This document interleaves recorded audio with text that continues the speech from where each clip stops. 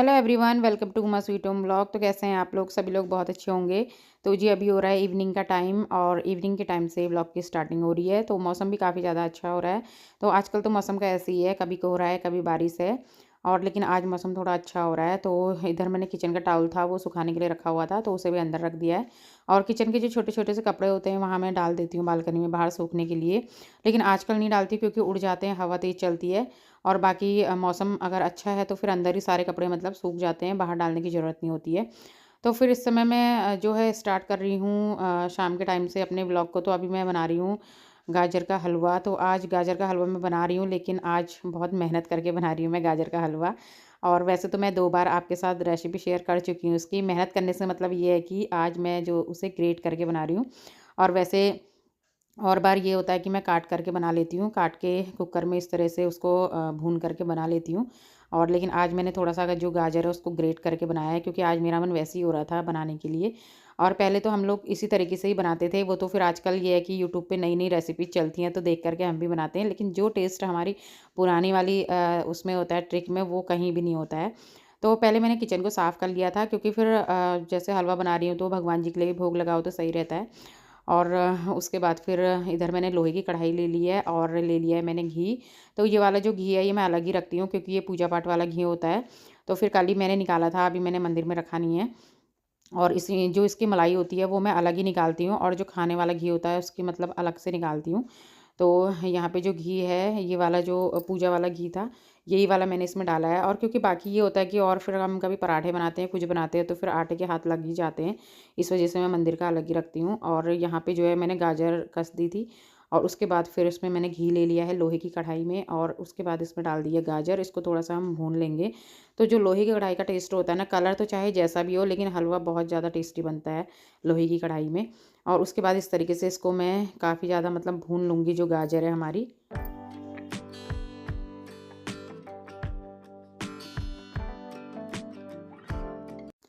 और थोड़ी देर भूनने के बाद फिर मैं इसमें डाल दूँगी चीनी। तो चीनी डालने के बाद जिससे कि जो चीनी है वो पानी छोड़ देगी, और इसमें दूध भी साथ ही ऐड कर दूँगी मैं।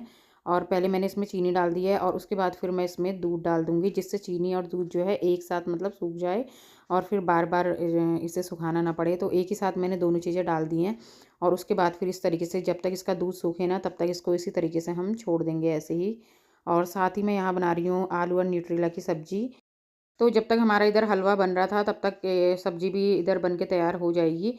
तो जो हलवा है हमारा ये काफ़ी ज़्यादा सूख चुका है, और इसका जो पानी दूध है सॉरी, वो इतना ज़्यादा सूख चुका है कि मतलब इसमें बिल्कुल भी दूध नहीं है। और इसी तरीके से होना चाहिए, मतलब कि इतना ज़्यादा सूखा हुआ होना चाहिए कि बिल्कुल जैसे हम कोई सब्ज़ी बनाते हैं वो बिल्कुल सूखी वाली, उसी तरीके से। फिर मैंने इसमें ड्राई फ्रूट ऐड कर दिए थे, और उसके बाद थोड़ा-सा मेरे पास मावा था, तो फिर मैंने इसमें मावा भी ऐड कर दिया है साथ ही। और फिर से हम इसको इस तरीके से भून लेंगे। तो अगर आप थोड़ा-सा ही जैसे दूध सूखा है उसी में मावा डाल देंगे ना, तो आपका जो हलवा है वो बिल्कुल भी अच्छा नहीं बनेगा। तो बिल्कुल हलवे को एकदम से सुखा लेना है, जिससे उसमें बिल्कुल भी दूध ना हो। और उसके बाद मावा ऐड करने के बाद हलवा जो है कुछ इस तरीके का बना है। तो जल्दी से मैं सबके लिए हलवा लगा देती हूँ, क्योंकि मेरा बेटा 2 बार आ गया है यहाँ देखने, और खुशबू से उसका मन जो है पढ़ने में बिल्कुल भी नहीं लग रहा है। तो कितने बार कह दिया है उसने, मम्मी कब बन रहा है, कब बन रहा है? तो जल्दी से मैं इन लोगों को हलवा दे देती हूँ।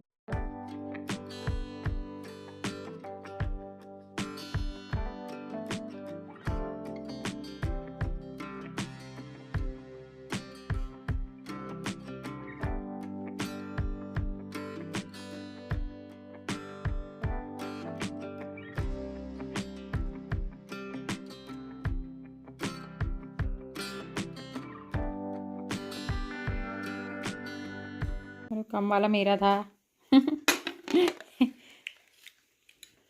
सबसे कम वाला मेरा है, क्योंकि मैं कम खाती हूँ। कैसा हो रहा है? बहुत बढ़िया। नाइस। लोहे की कढ़ाई का टेस्ट आ रहा है, इसमें नहीं आ रहा? बहुत अच्छा आ रहा। अब ये बता जल्दी कैसा हो रहा है? तो मेरे छोटे वाले बेटे को तो बहुत शौक है, वो तो आप देखते ही होंगे कितने बार मेरे वीडियोस में आ जाता है। लेकिन बड़े वाले बेटे को ज़्यादा कुछ शौक नहीं है। और अब फिर बच्चे बड़े हो जाते हैं तो फिर उन्हें अपने पढ़ने से या अपने काम से ही मतलब रहता है। और इसके बाद जो है मेरा जो इस समय का वो डिनर है, तो आलू न्यूट्रेला की सब्ज़ी और रोटी मैं बना रही हूँ। और बाकी मैंने दूसरी सब्ज़ी बनाई नहीं है, क्योंकि दाल और भिंडी की सब्ज़ी मैंने बनाई थी तो वो बची है दिन की। तो बाकी फिर इस वजह से मैंने एक ही सब्ज़ी बनाई थी, क्योंकि हलवा भी खा लिया था अभी इन लोगों ने पहले। और ये है आज का हमारा डिनर। तो डिनर हमारा हो गया है और उसके बाद आज मैं आपके साथ शेयर कर रही हूँ अपना night time kitchen cleaning routine. तो जिसे मैं कम से कम 20 से 25 मिनट में कर लेती हूँ आराम से। और मतलब मैं बहुत ज़्यादा ऐसा अपने किचन के काम को ज़्यादा फैलाती नहीं हूँ, हाथ के हाथ ही करते रहती हूँ। तो सबसे पहले इधर जो लेफ्ट ओवर फूड बचा हुआ है वो मैं रख दूँगी। तो इधर मेरी सब्ज़ी बच गई है और वैसे ज़्यादातर मैं कोशिश यही करती हूँ कि सब्ज़ी बचे ना। और पर ये होता है कि एकदम एग्जैक्ट बन नहीं पाता है, कभी बच्चे खा लेते हैं, कभी नहीं खाते हैं। तो जिस तरीके से अभी जैसे हलवा बन गया था तो बच्चों ने वही खा लिया था, इस वजह से फिर सब्ज़ी भी थोड़ा बच ही जाती है कभी। तो मैं अगर फ्रिज में भी कोई सब्ज़ी या कोई भी चीज़ रखती हूँ तो कभी भी उसे ओपन नहीं रखती हूँ। और वैसे तो जैसे टिफ़िन होते हैं तो उन्हीं में बंद करके रख देती हूँ, और अगर कभी ये होता है कि टिफ़िन नहीं है तो मैं ढक करके रख देती हूँ। और इस तरीके से जैसे खुली सब्ज़ी या कोई भी चीज़ खुली है तो वो मैं इस तरीके से नहीं रखती हूँ। और अगर आप रखेंगे भी इस तरीके से, अगर सब्ज़ी अगर उसमें ढक्कन ना रखें तो जो स्मेल है वो आ जाती है सब्ज़ी में, तो फिर वो दूसरे दिन को बहुत अजीब सी सा टेस्ट होता है। वैसे तो आप सब्ज़ी कोई भी रखें तो हर सब्ज़ी अच्छी नहीं लगती है दूसरे दिन को, मतलब उसका टेस्ट जो है वो काफ़ी ज़्यादा मतलब चेंज लगता है, मुझे तो लगता है, बाकी पता नहीं। और मुझे ज़्यादा बासी सब्ज़ियाँ पसंद भी नहीं है, मैं खाती भी नहीं हूँ। सिर्फ़ एक हरी सब्ज़ी के अलावा या करेले की सब्ज़ी हो तो ये सब्ज़ियाँ तो खा लेती हूँ, लेकिन और सब्ज़ियाँ मुझे बिल्कुल भी पसंद नहीं होती हैं। तो जी उसके बाद मैंने फ्रिज में अपना सारा खाना जो है वो रख दिया है। और उसके बाद फिर इधर मैंने जो अपना गैस स्टोव है उसको क्लीन कर दिया है अच्छे से। और जो इधर टाइल्स हैं तो इन्हें भी मैं जल्दी से साफ़ कर देती हूँ, क्योंकि यहाँ पे ऑयल के छींटे चले जाते हैं। तो इनको भी हाथ के हाथ अगर आप साफ़ कर दो तो एकदम से जो यहाँ पे ऑयल है वो जमता नहीं है, और टाइल्स जो है हमारी गंदी भी नहीं होती है। क्योंकि किचन हमारी दिन भर में कितने बार क्लीन होती रहती है। तो अभी मैं जो इसकी सफाई कर रही हूँ वो मैं जो किचन क्लीनर है उससे नहीं कर रही हूँ। और बस मैं जो यहाँ पे जो ये किचन का क्लॉथ है इसे बार बार धो रही हूँ और इसे सफाई कर रही हूँ। क्योंकि फिर मैं दिन में 2 या 3 बार तो मैंने उसका यूज़ कर ही लिया था, लेकिन इस समय फिर मैं ऐसे ही कर रही हूँ क्योंकि किचन मेरी गंदी नहीं हो रही है बहुत ज़्यादा। और अभी जस्ट मैंने आपने देखा कि होगा कि मैंने थोड़ी देर पहले ही किचन की सफाई करी है। और इस तरीके से जो हमारा गैस स्टोव होता है इसके नीचे ज़रूर से कपड़ा मारना चाहिए, क्योंकि यहाँ पे कभी ये होता है कि जो हम रोटी बनाते हैं तो जो एकदम से फूड पार्टिकल्स भी होते हैं, और जो रोटी बनाते हैं उसका आटा होता है वो भी गिर जाता है। तो ज़्यादा कॉकरोच आने की जो चांसेस होते हैं वो यहाँ से भी हो जाते हैं। और उसके बाद फिर इधर जो ये किचन की कैबिनेट होती हैं, एक कपड़ा मैं इनमें भी मार देती हूँ। और इसे करने में कुछ भी ज़्यादा टाइम नहीं लगता है, मुश्किल से 5 मिनट आपके लग जाएँगे बस जल्दी से करने में, क्योंकि आप रोज़-रोज़ अगर इस तरीके से करेंगे तो फिर ये गंदे भी नहीं होंगे। और अगर ज़्यादा टाइम बहुत दिन में करेंगे तो फिर ये एकदम से मतलब गंदे हो ही जाते हैं, क्योंकि मेरा तो ख़ैर वाइट है तो मुझे करना ही पड़ता है। और फिर मैं इस तरीके से 5 मिनट निकाल कर के इनको कर देती हूँ।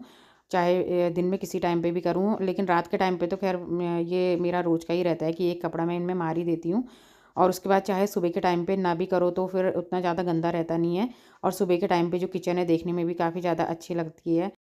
और ये है यहाँ पे फ्रिज, तो एक कपड़ा मैंने इसमें भी मार दिया था जिससे ये भी साफ़ और चमकता रहे, क्योंकि फिर कितना हम सामान निकालते हैं फ्रिज में से, कभी कुछ तो इस तरीके से हाथ इसमें भी लग ही जाते हैं।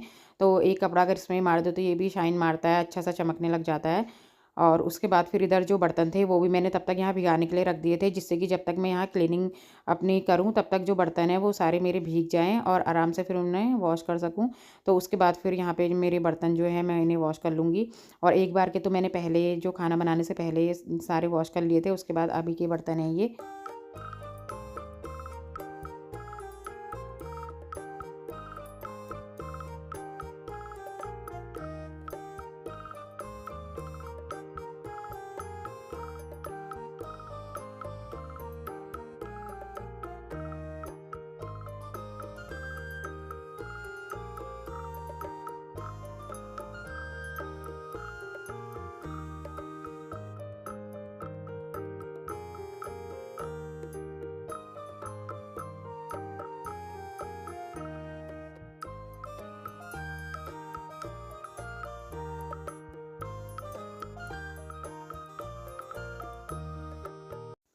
तो सारे बर्तन मेरे वॉश हो चुके हैं, और सारे बर्तन धुलने के बाद बस एक चीज़ मैं रात को नहीं धोती हूँ, उसे छोड़ देती हूँ, जो कि हमारा तवा है।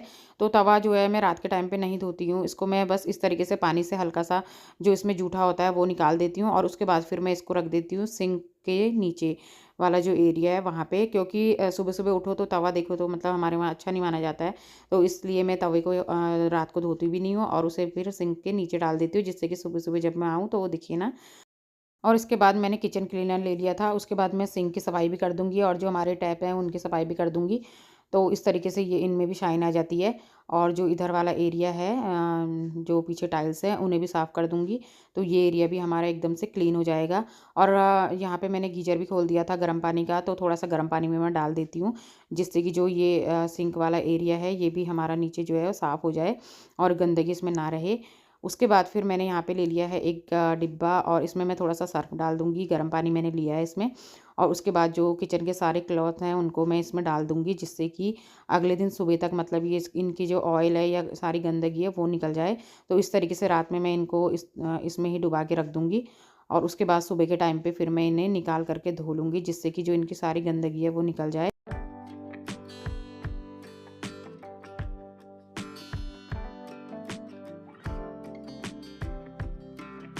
तो सिंक एरिया भी साफ़ हो चुका है इधर। और उसके बाद नेक्स्ट डे की तैयारी, तो ये जो बादाम मैंने लिए थे इन्हें मैं भिगा के रख दूँगी। और उसके बाद इधर जो किचन में यहाँ पे पानी गिर गया था सारा, तो मैं यहाँ पे पोछा भी लगा दूँगी। तो झाड़ू तो हम लोगों के यहाँ रात में लगाते नहीं है, तो इस वजह से मैं झाड़ू नहीं लगाती हूँ। जो भी गंदगी है जैसा भी है तो वो मैं यहाँ पोछे से इसको हटा लेती हूँ और पोछा लगा लेती हूँ इधर हल्का-हल्का सा।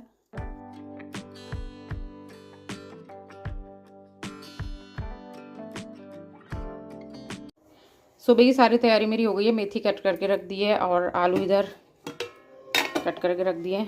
ये है दूध, तो दूध अभी गर्म है, इसे अभी फ्रिज में नहीं रखूँगी। और इधर है बादाम भिगो दिए,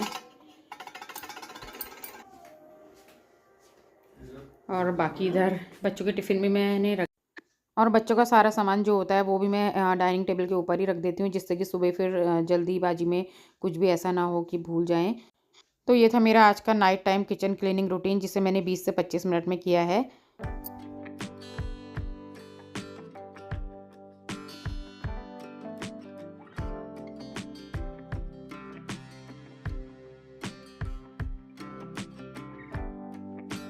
तो ये था मेरा आज का वीडियो, और ये थी मेरी किचन की सफाई। तो मेरा जो night time kitchen cleaning routine है तो वो कुछ इसी तरीके का होता है, और इसमें कोई चेंजेस नहीं होते हैं।